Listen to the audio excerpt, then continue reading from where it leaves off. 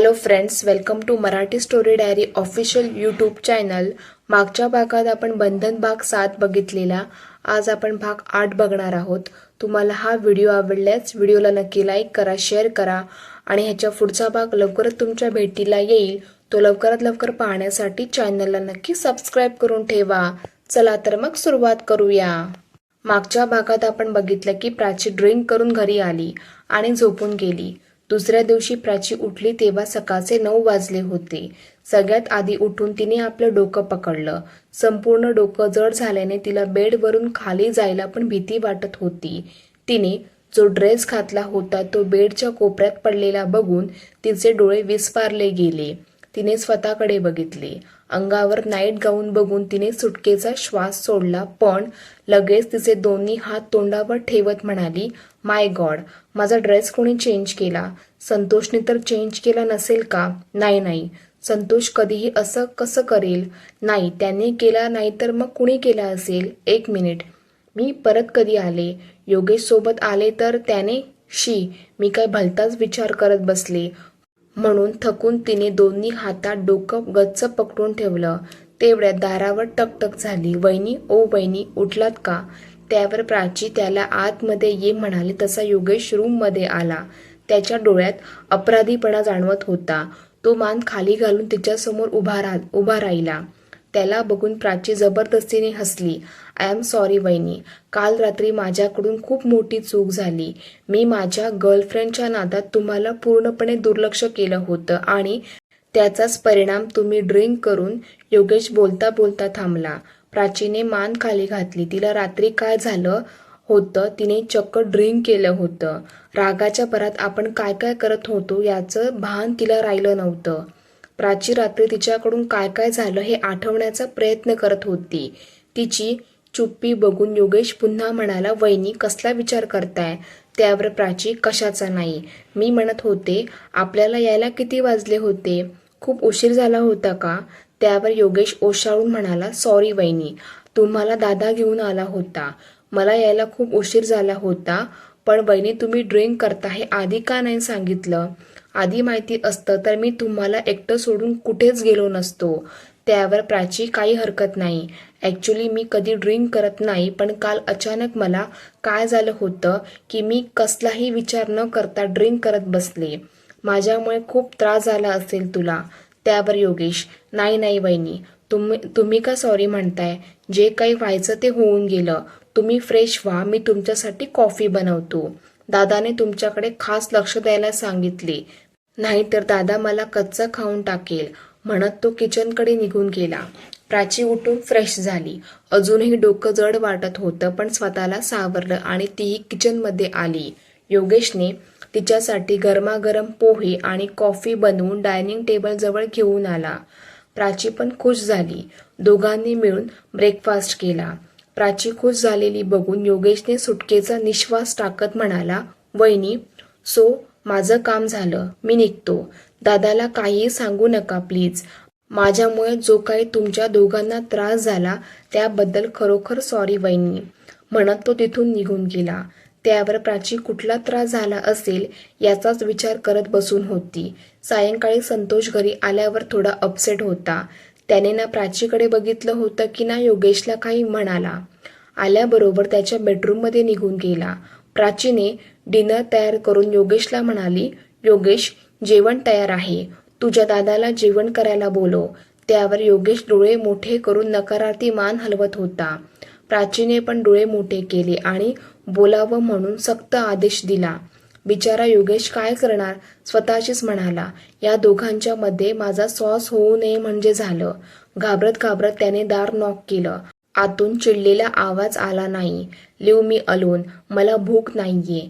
योगेशने सुटकेचा श्वास सोडला आणि खुश होत डायनिंग टेबलवर येऊन बसला। वहिनी, दादाचा मूड बिघडलेला दिसतोय, तो आज काय जेवण करणार नाही। मला खूप भूक लागली, चला आपण दोघं मिळून जेवण करूया। प्राचीने फक्त मान हलवली होती, पण संतोष शिवाय जेवण करायला तिचं मन धाजवत नव्हतं। तिने योगेशला प्लेट वाढून दिली आणि मनाची तयारी करून जेवणाचे ताट घेऊन संतोषच्या रूम समोर आली। संतोष एकटाच डोळे मिटून सोफ्यावर आडवा झाला होता। प्राचीने हळूच दार ओपन केले। संतोषला सोफ्यावर बघून तिने भीतीचा आमडा गिळून घेत रूममध्ये प्रवेश केला. टिपॉयवर जेवणाची प्लेट ठेवत तिने हळूच त्याला आवाज दिला, जेवण करून झाल्यावर विचार करा. तिच्या आवाजाने संतोषने डोळे उघडले. तिला आपल्या समोर बघून त्याला रात्रीचा प्रसंग त्याच्या डोळ्यासमोर आला तसं त्याने डोळे मिटून घेतले. मोठा श्वास घेत तिला म्हणाला, मला भूक नाहीये. ती प्लेट उचल आणि घेऊन जा. तुम्ही माझ्यावर रागवले असाल तर सॉरी, पण जेवणावर माझा राग काढू नका. जेवण करा आणि मनसोक्त रागवा, ओके? त्याने तिच्या बोलण्याकडे दुर्लक्ष केलं आणि मान दुसऱ्या दिशेने वळवली. त्याचा तो उदासीनता बघून तिला वाईट वाटले. तिने थोडा वेळ विचार केला. तुम्हाला जेवण करायचं नाही ना? ओके, मी आजीला कळवते. तुमची तब्येत ठीक नाहीये, तुम्ही लवकरात लवकर मुंबईला निघून या म्हणत तिने मोबाईलवर नंबर सर्च करायची ॲक्टिंग करू लागली.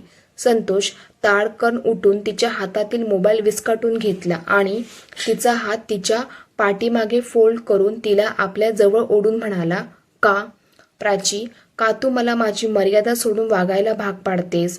प्राची एकटक त्याच्या डोळ्यात बघत होती. त्याच्या डोळ्यात अश्रू आणि बरंच काही होतं जे प्राची समजण्याचा प्रयत्न करत होती. संतोषने रागाने तिला इतक्या जवळ ओढले होते की दोघे एकमेकांच्या खूप जवळ आले होते.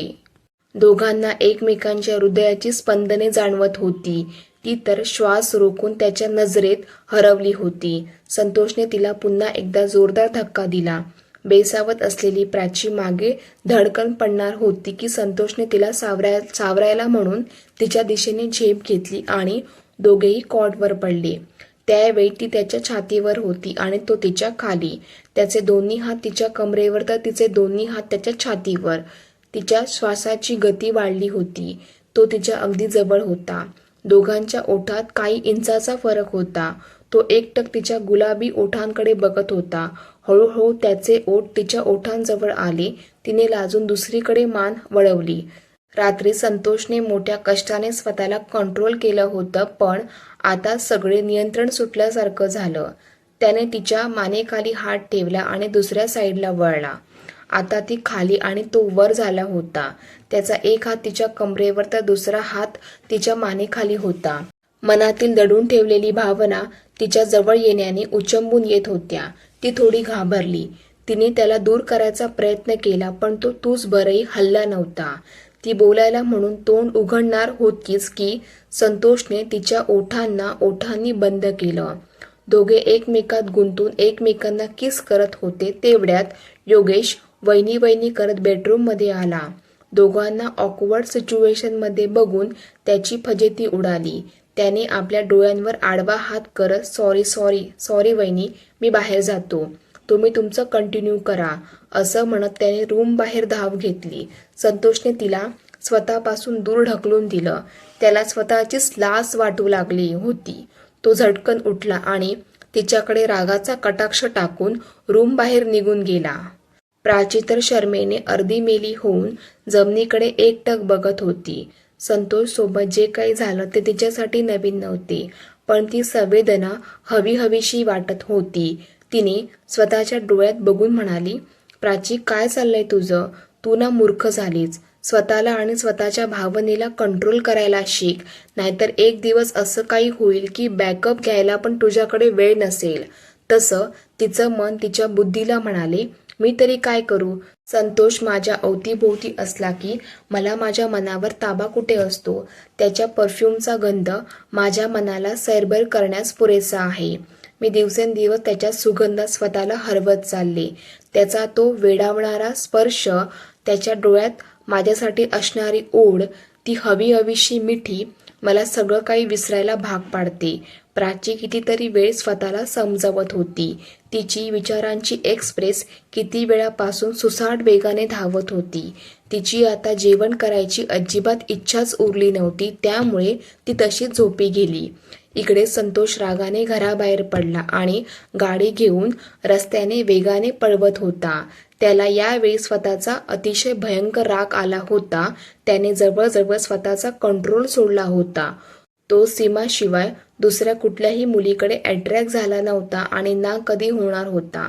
पण गेले काही दिवस त्याच्या मनात प्राचीला घेऊन वेगवेगळे विचार थैमान घालत होते. कितीही नाही म्हटलं तरी तो तिच्या दिशेने झुकत चालला होता. मनात सतत प्राचीचेच विचार सुरू होता.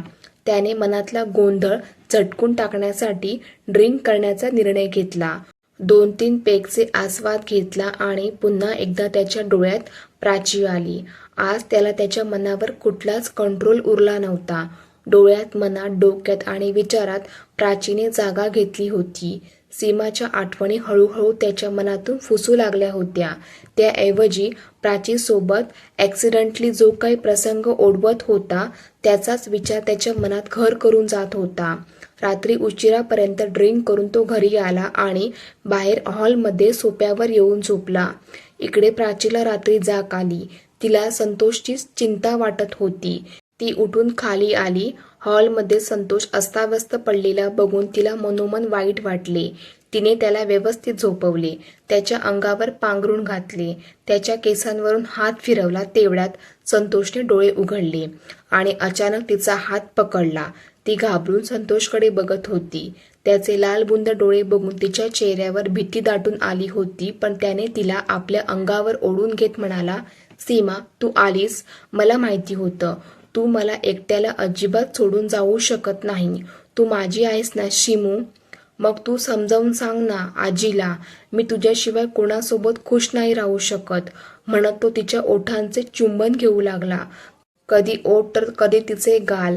त्याच्या तोंडून हलकी हलकी वाईनची स्मेल येत होती. तो पूर्णपणे नशेत होता. त्याला त्याच्या समोर असलेल्या प्राचीला त्याची सीमा समजून तो तिच्यावर मनसोक्त प्रेम करत होता. बघता बघता त्याचे हात तिच्या पाठीवर हळूवार फिरत होते. त्याच्या स्पर्शातून गोड शिरशिरी तिच्या मनात ओलता पालत घालत होती. तिने त्याला आपल्यापासून दूर केलं. तिला भीती होती. नशेमध्ये असल्याने तो तिला सीमा समजून तिच्यासोबत सगळं नको ते करेल, म्हणून तिने त्याला तिथं झोपवलं आणि तडक रूममध्ये निघून आली. संतोष पण तिला आवाज देत तिच्या मागे मागे गेला. Simu, sorry, I am sorry dear. मी ड्रिंक केली म्हणून रागवलीस ना, म्हणत तो तिच्या मागे गेला. ती रूममध्ये शिरली. दार बंद करणार होतीच की संतोषने तिला अडवले. आतमध्ये आला आणि आपल्या पाठीमागे दार लावून घेत तिच्याकडे बघत तिच्या दिशेने सरकत होता. आता प्राची पुरती घाबरली होती.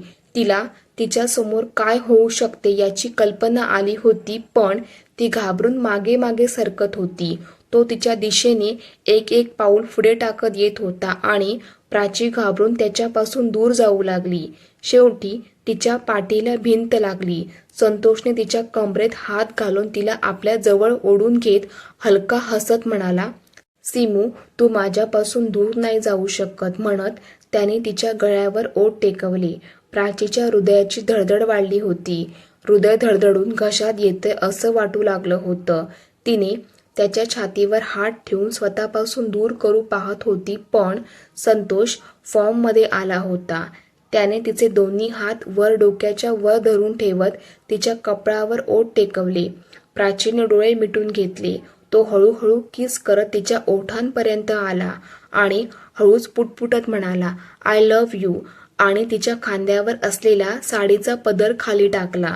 प्राचीला काय करावं समजत नव्हतं, पण तिच्या डोळ्यात त्याच्या कुठल्याच गोष्टीचा विरोध नव्हता. तिने घाबरून डोळे मिटून घेतले. प्राचीने लाजून आपली मान खाली घातली होती. संतोष तिच्या शरीरावर प्रेमाची मोहर उमटवत होता. हळूहळू तीही त्याच्या मिठीत विरघळू लागली. दोघे एकमेकात गुंफून त्यांच्या पार्टनरसोबत वेगळा अनुभव अनुभवत होते. रात्री उशिरापर्यंत दोघांनी एकमेकांवर भरभरून प्रेम केले आणि दोघे एकमेकांच्या मिठीत झोपी गेले. दुसऱ्या दिवशी योगेश ब्रेकफास्ट करायला डायनिंग रूममध्ये आला, पण प्राची अजून उठलेली नव्हती. इकडे दोघांना सकाळी सकाळी झोप लागल्यामुळे आज उठायला थोडा उशीरच होणार होता. योगेश आज घरी जाणार होता आणि त्यासाठी तो लवकर उठून तयार झाला होता, पण प्राची अजून उठली नाहीये म्हणून तो तिच्या रूमकडे निघाला. कालचा प्रसंग त्याच्या डोळ्यासमोर आल्याने त्याचे पाय आपोआप थांबले. तो मनाशी हसला आणि परत माघारी वळला आणि हसत किचनमध्ये आला. स्वतःसाठी कॉफी बनवली आणि त्याचं आणि त्याच्या गर्लफ्रेंडसोबत असंच काहीतरी होईल असा मनातल्या मनात कल्पनेचा पूल बांधत होता. इकडे बेडरूममध्ये सकाळचे 9 वाजले. संतोषने डोळे उघडले.